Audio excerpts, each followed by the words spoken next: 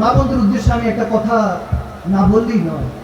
মাগো, আপনি যে স্বামীর বাফাদারি করছেন না, কথায় কথা তুমি তুমি করে কথা বলছেন, কসম করে বলছি 1 মাস 2 মাস বাপের বাড়ি ভাইয়ের বাসায় গিয়ে থাকেন, তখন বুঝবেন সবচেয়ে বেশি ভালোবাসে আপনাকে আপনার স্বামী।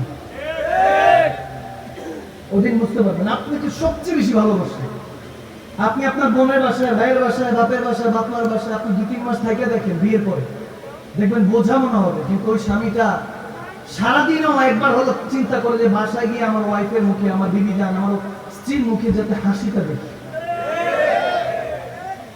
এই জিনিসটা যখন বুঝে যাবেন যে আপনার স্বামীর কদমেই আল্লাহ আরশের মালিক টান দিয়ে জান্নাতটা আপনার স্বামীর কদমে রেখে দিয়েছে, ওদিন থেকে আপনার মতো মহারানী আর এই পৃথিবীতে কেউ নয়, ওদিন বুঝে যাবে, ঠিক না? রব্বে কারীম প্রত্যেক মা বোনদেরকে তার স্বামীর তাবেদারি করার মতো তৌফিক দান করুন। আমিন কর, আমিন কর।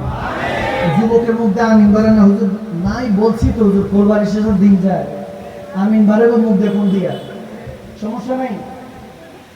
বিয়ের আগে আমি একটা ওজিফা দিয়ে দিচ্ছি। বুখারী এক সাহাবী এসে বলছে, ইয়া রাসূলুল্লাহ, আপনি বলেছেন বিয়ে করা নিসফুদ্দিন, দিন জিন্দা হয়ে যায়, অর্ধেক দিন জিন্দা হয়ে যায়, ইসলাম জিন্দা হয়ে যায় অর্ধেক, বিয়ে করাটা অন্তত ওয়াজিব রাখা হয়েছে। এখন ইয়া রাসূলুল্লাহ বিয়ে করব, কিন্তু কোনো ভালো পাত্রী পাচ্ছি না।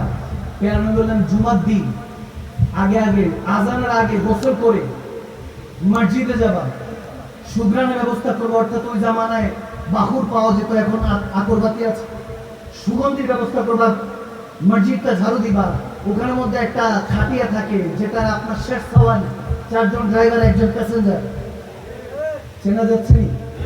ওটা তো মুছেও দেখেন না জীবনে, কিন্তু কোন একটা সময় ওটা শেষ বাহন, আপনার শেষ সাওয়ারি, ঠিক না?